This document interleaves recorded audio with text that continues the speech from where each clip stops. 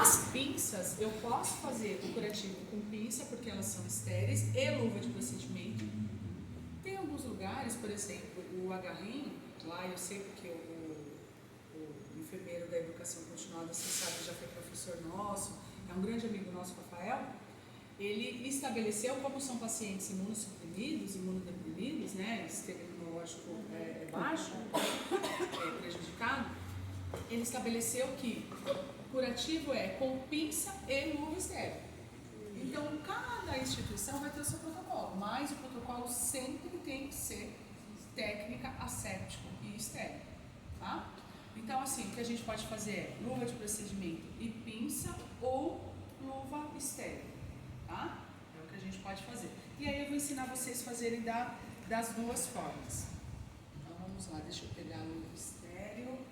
Todo mundo teve aula de luva estéril, certo? Uhum. De coberturas. O que são coberturas? São Ela tá bem? gás, filme, hidrogel, hidrocoloide. A gente tem uma série de coberturas para se utilizar numa ferida. Por exemplo, essa ferida ela tem todos os tipos de tecido. Então ela tem necrose preta, ela tem necrose cinza, ela tem esfacelo, ela tem fibrina, ela tem tecido de granulação, ela tem até uma parte óssea exposta aqui, que é para dizer que é uma ferida de 4º grau, porque ela já passou a pele, já passou o músculo, chegou no osso, tá? Então isso é uma ferida de 4º grau com todos os tipos de tecido. Para cada tecido desse, exige um tipo de cobertura, tá? Existe um tipo de tratamento para cada tecido desse. Então, eu não posso simplesmente utilizar um tipo de tratamento para toda essa ferida. Tem vários tratamentos aqui. Quem que vai avaliar qual que é o tratamento para cada tecido? O enfermeiro estomaterapeuta, tá?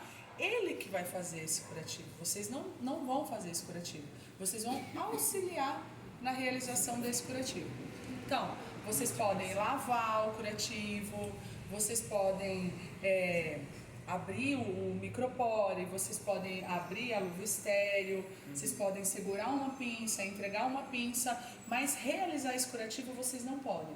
Optar pelas coberturas que vão ser utilizadas nesse curativo vocês também não podem, tá? Então eu não vou ficar me pegando nisso, me pegando em falar pra vocês, porque isso aqui, nossa, uma papaina 10%.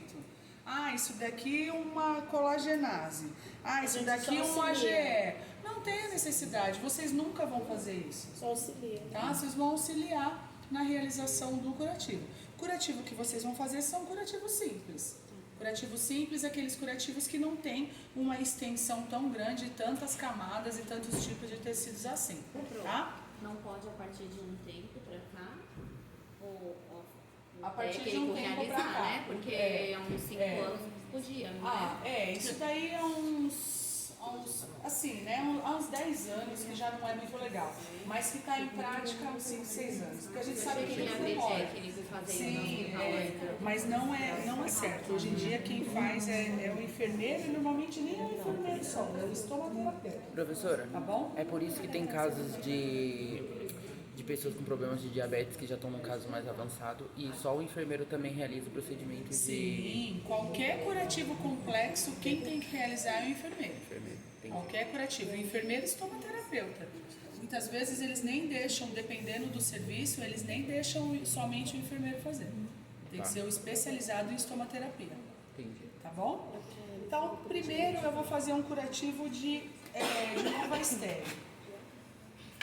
Cadê minha luvinha estéril? A senhora Adriana embalou muito isso daí. Nossa, eu embalei demais suas caixas.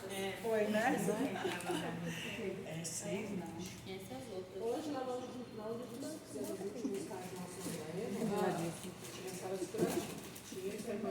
Mistério, tá? E aí a gente vai conversando acerca do que a gente faz. Tá. Um bom curativo, tudo isso que eu estou falando para vocês tem no material, ok? Um bom curativo, para ele ser considerado um bom curativo, então tem algumas características. Primeiro, técnica séptica, técnica estéril. escolha dos materiais corretos, tá? Um curativo que ele propicie amortecimento. Por quê?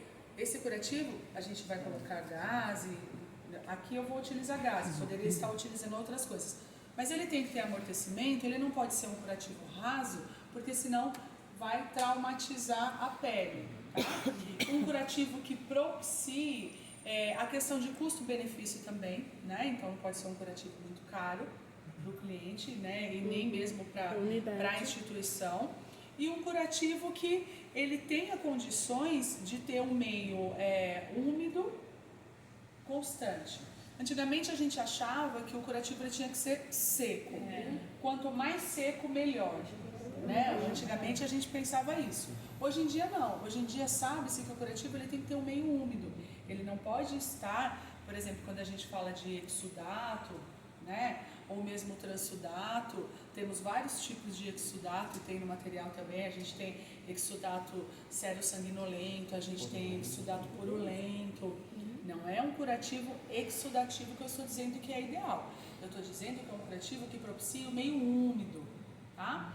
Um curativo para ser bacana, ele tem que ficar no mínimo 24 horas, que é o processo de cicatrização. Se ele não ficar 24 horas, eu ficar retirando esse curativo antes das 24 horas, eu estou impedindo o processo de cicatrização. Por quê? Porque toda vez que eu for lavar um curativo, tem técnica para lavar o curativo, que eu for limpar um curativo, se for antes de 24 horas, tudo aquilo que cicatrizou eu vou estar tirando nessa lavagem, tá bom? Tem curativos que ficam 48, 72 horas, aí depende muito do que foi utilizado ali, tá? Do material que foi utilizado ali. Mas no mínimo 24 horas para um curativo ser legal, ele tem que ficar ali, ok? Por conta do processo de cicatrização.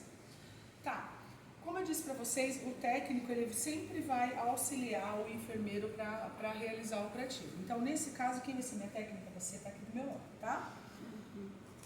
Eu, quanto enfermeira autônoma, que eu trabalhei minha vida toda na UTI, eu já vou preparando as coisas e eu deixo o técnico fazer só aquilo que eu realmente não posso fazer. Que no caso seria lavar o curativo. O resto eu faço, tá? Porque é mania de UTI mesmo, não tem jeito. Eu vou utilizar o esparadrapo, não é ideal. A gente, assim, dificilmente a gente usa esparadrapo numa pele. Só vou utilizar porque melhora a visualização para vocês, tá? Então, eu vou começar a preparar o material para depois eu realizar o curativo, certo? Já começo medindo mais ou menos. Hoje em dia, para as feridas, eu estou olhando aqui, né? Estou fazendo de olho. O que eu quero ensinar para vocês é como eu disse, vou ensinar para vocês técnica de curativo simples. Mas o curativo ele é tão complexo hoje em dia, ele é tão complexo. A gente tem régua para medir ferida, a gente tem várias escalas para utilizar se o paciente ele é mais propenso a ter lesão por pressão, é mais propenso a ter ferida. A gente tem, uma gama muito grande acerca de feridas, tá bom? Temos cursos também voltados para o técnico de enfermagem de feridas, que aí vocês têm um maior aprofundamento. Mas no curso técnico, a gente aprende a fazer o curativo simples, ok?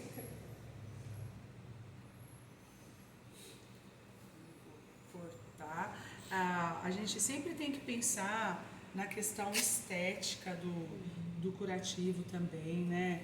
Porque nunca deixar ele feio ali. Essa parte da questão estética também é uma preocupação. O estomoterapeuta, ele só enfermeiro que pode fazer o curso, o técnico não? Não, só enfermeiro. De repente, eu não sei se existe aí um técnico de estomaterapia, não sei, não tenho conhecimento. Mas a estomaterapia propriamente dita é o enfermeiro.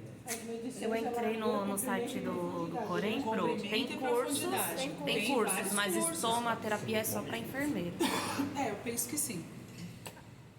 Então, eu como enfermeira de UTI, eu tenho essa mania, tá, gente? Eu sempre abro todas as minhas coisas, porque na UTI é um setor muito específico, onde a gente tem 1 milhão de procedimentos. Se você ficar dependendo de uma pessoa para fazer tudo, que nem, por exemplo, eu estando na UTI, Eu vou precisar de um técnico para lavar a minha ferida. Mas se eu chamar ele só no momento de lavar, ele está fazendo um monte de coisa enquanto eu estou preparando meu material.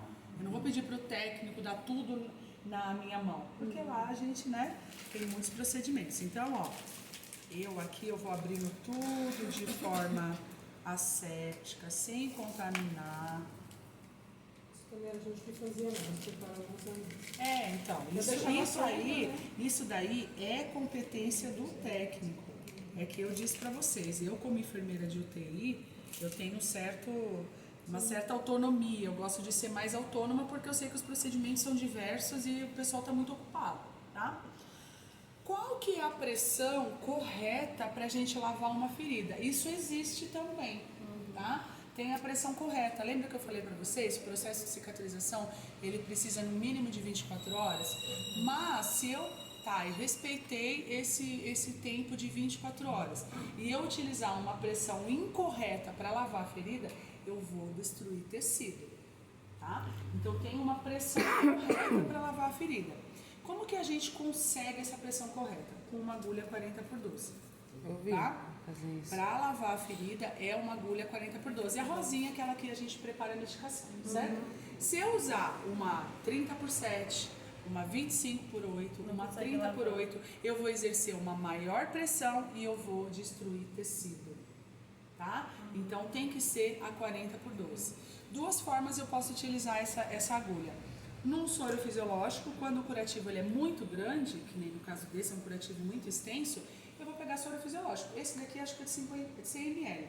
Eu pegaria mais, pegaria um soro de 250, que eu acho que seria mais ideal.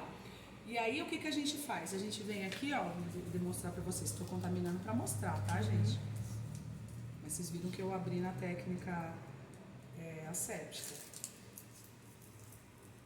Aí isso aqui, ó, depois, né, de abrir tudo, de tá tudo certinho, com o auxílio de uma luva estéreo, a gente vem e coloca aqui, ó. Eu posso usar assim, tá? Que vai exercer a pressão ideal, porque essa pressão ela vai lavar, ela vai tirar a sujidade e não vai lesar tecido, ok? Posso usar assim. Se for um curativo, uma ferida pequena, que não vai requerer muita quantidade de soro fisiológico, a única seringa que eu posso usar é a de 20 ml. Por que você não pode usar a de 10, nem a de 5, nem a de 3 e nem a de 1? Porque elas vão exercer uma maior pressão, tá? Então, só a seringa de 20 ml. Você quis colocar o líquido lá dentro? Isso, lavar a ferida.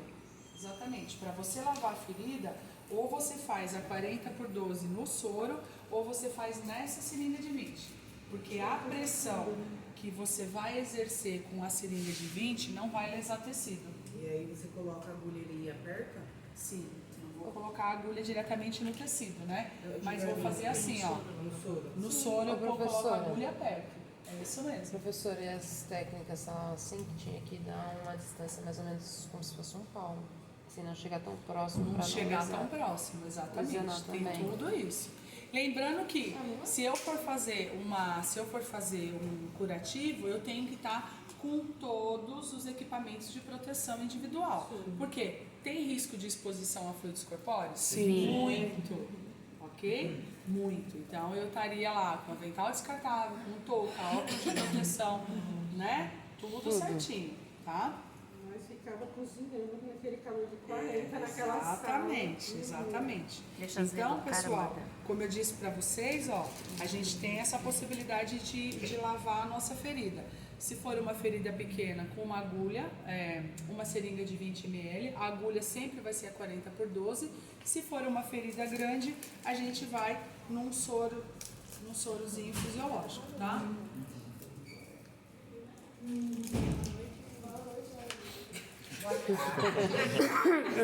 Nossa, a professora tá tão bom.